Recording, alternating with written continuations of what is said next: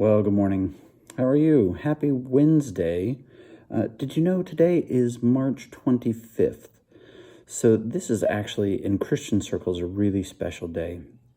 This is the day that we celebrate the Annunciation of Gabriel to Mary, that she was going to become pregnant with Jesus, that she was going to become the bearer of God's Son.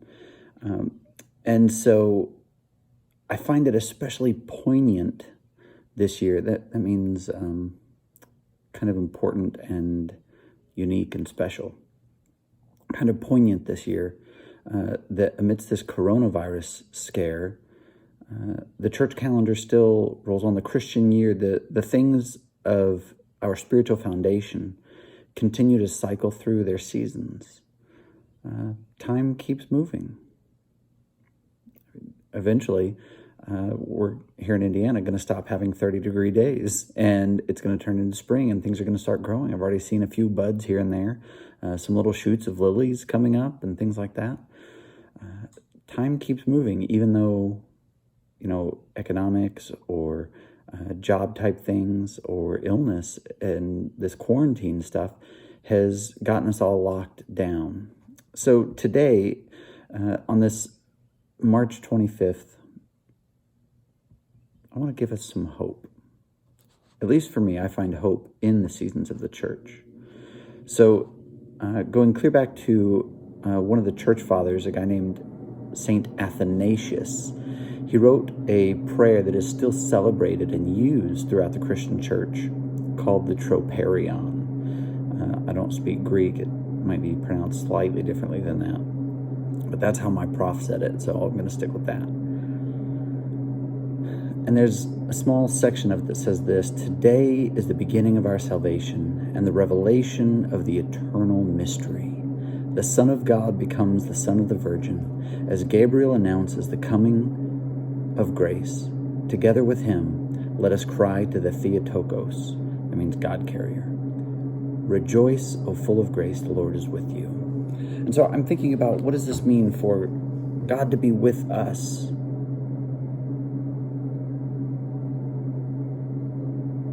When we're lonely, when we're quarantined or isolated? What does it mean for God to be with us? "The child shall be named Emmanuel. The Lord is with you." So in Hebrews, the writer of Hebrews is actually talking about how Christ fills out this divine Messiah role. And in Hebrews 10 quotes Psalm 40. Psalm 40 is beautiful. It's one of my favorites. You should give it a check today. But quotes it in a very brief section, showing how Jesus was different from the ancient Jewish version of the religion, where they had to go to the temple and do sacrifices and things.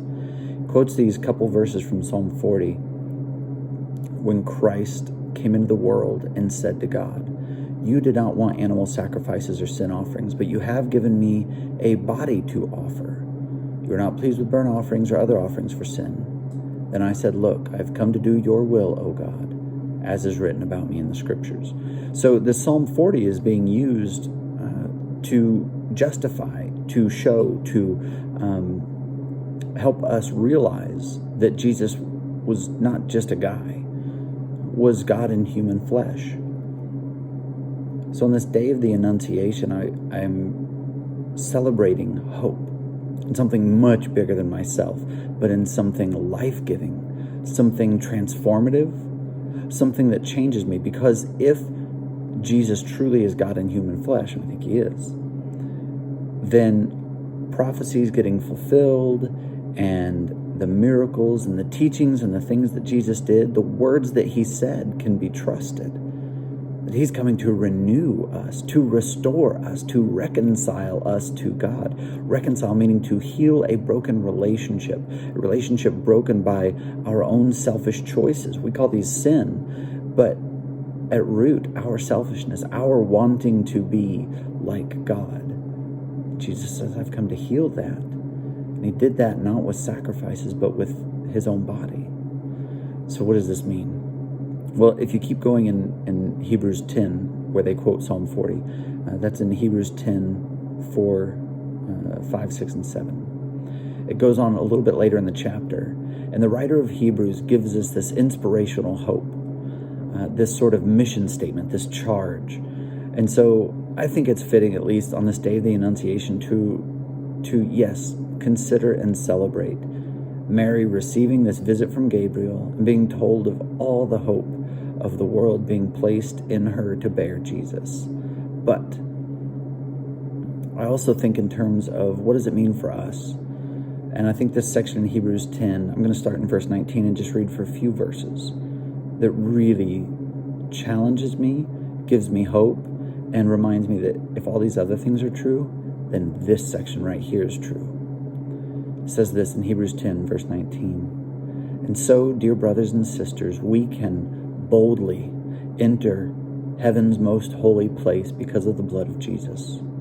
By his death, Jesus opened a new and life-giving way through the curtain into the most holy place. And since we have a great high priest who rules over God's house, that's Jesus, let us go right into the presence of God with sincere hearts, fully trusting him. For our guilty consciences have been sprinkled with Christ's blood to make us clean, and our bodies have been washed with pure water. So let us hold tightly without wavering to the hope we affirm, for God can be trusted to keep his promise. Let us think of ways to motivate one another to good works. And let us not neglect our meeting together as some people do, but encourage one another, especially now that the day of his return is drawing near. This is the word of the Lord. Thanks be to God. So it is different, but through screens like this and through digital means, we can continue meeting together. Even if we can't go to a church building, that's okay. Those were always just representations. You are the church. God in us makes us the church. So let us not neglect meeting together through means like this, Google Hangouts, Zoom, etc. Let's keep meeting. And let us think of ways to motivate one another to acts of love and good works, especially these days. How are your neighbors doing? Do they need any groceries or anything? How about your family, your extended family? Have you talked to them lately? Given them a call? Checked in on them? Do they need anything? Hi, kitty. Let's think of ways to motivate one another to acts of love and good works. Why? Because of the hope we affirm. Because God is with us. Because God is keeping his promises over long years and centuries. And because the things that he said and promised, that he will change us, that he will make us new, are good and true. At least for me, this is where my hope comes from. If you need some hope today, give me a call, comment here, email. Let's chat, let's text. Let's see if we can find some shared hope together. I won't beat you over the head with it. I'll let you know what gives me hope and hope that inspires you. And if you need something, if you need to be the recipient of some love and good works, let me know. We'll connect. We'll find someone to help. I'll help. We'll make it happen. We're in this together, not least of which because I believe, I know Christ is with us. And especially on this day of the Annunciation, when promises of centuries past were finally fulfilled, we can celebrate that God is not done keeping promises, making miracles, moving on our behalf, and bringing us closer to him. I hope this inspires you today. I say thanks be to God, and I pray God's blessings of peace and love, grace, truth, and fulfillment upon you today. It might get worse before it gets better, but all along, God is with us. Hope you have a great day. I'll talk to you later. You're loved. Farewell.